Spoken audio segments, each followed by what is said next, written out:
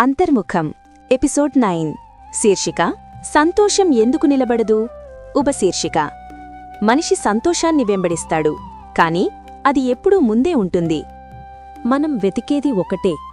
మనిషి ఏం చేసినా, పని చేసినా, డబ్బు సంపాదించినా, ప్రేమించినా, పోటీపడినా చివరికి ఒకే లక్ష్యం — సంతోషం. ఇది దొరికితే సంతోషం, అది సాధిస్తే సంతోషం.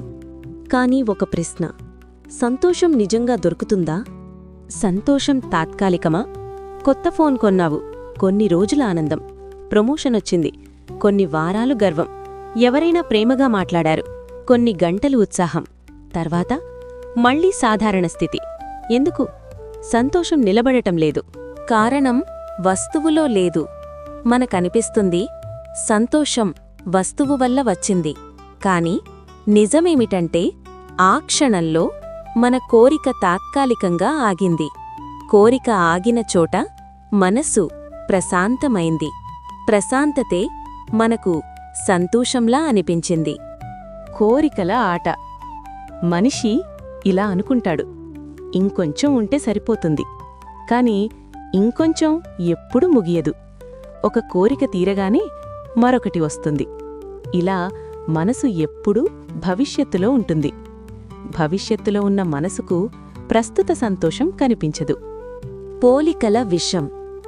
నువ్వు సంతోషంగా ఉన్నా ఇతరుల జీవితాన్ని చూసిన క్షణంలో నీ ఆనందం తగ్గిపోతుంది.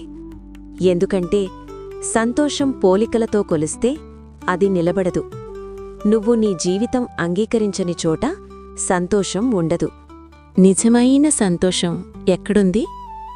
సంతోషం బయట వస్తువులో లేదు, అది ఈ క్షణంలో ఉంది. నువ్వు పూర్తిగా ఇక్కడ ఉన్నప్పుడు గతం గురించి ఆలోచించకుండా, భవిష్యత్తు గురించి భయపడకుండా ఒక చిన్న శాంతి ఉంటుంది. ఆ శాంతి నిజమైన సంతోషం. ఎందుకు మనం గమనించము? ఎందుకంటే మనసు బిజీగా ఉంటుంది. ఇంకో లక్ష్యం, ఇంకో కల, ఇంకో పోలిక, ఇంకో నిరూపణ. మనసు ఆగదు. మనసు ఆగని చోట సంతోషం కనిపించదు. ఆగే క్షణం. ఒకరోజు నువ్వు పరిగెత్తడం ఆపుతావు. ఏదో సాధించాల్సిన ఒత్తిడి లేకుండా ఒక్క క్షణం శ్వాస తీసుకుంటావు. అప్పుడు ఎందుకో లోపల ఒక నిశ్శబ్దముంటుంది. అది చిన్నది, కాని నిజమైనది. సంతోషం నిలబడే మార్గం. సంతోషం నిలబడాలి అంటే నువ్వు దాన్ని పట్టుకోవడం ఆపాలి. సంతోషం ఒక అనుభవం. అది వస్తుంది, వెళ్తుంది. నువ్వు దానితో కలిసిపోతే నిలబడదు. నువ్వు గమనిస్తే శాంతి నిలబడుతుంది. ముగింపు బోధ. సంతోషం వెంబడించాల్సిన గమ్యం కాదు, అది మనసు ప్రశాంతమైనప్పుడు సహజంగా వచ్చే స్థితి. నువ్వు కోరికల వెంబడి పరిగెత్తినంతకాలం సంతోషం ముందే ఉంటుంది.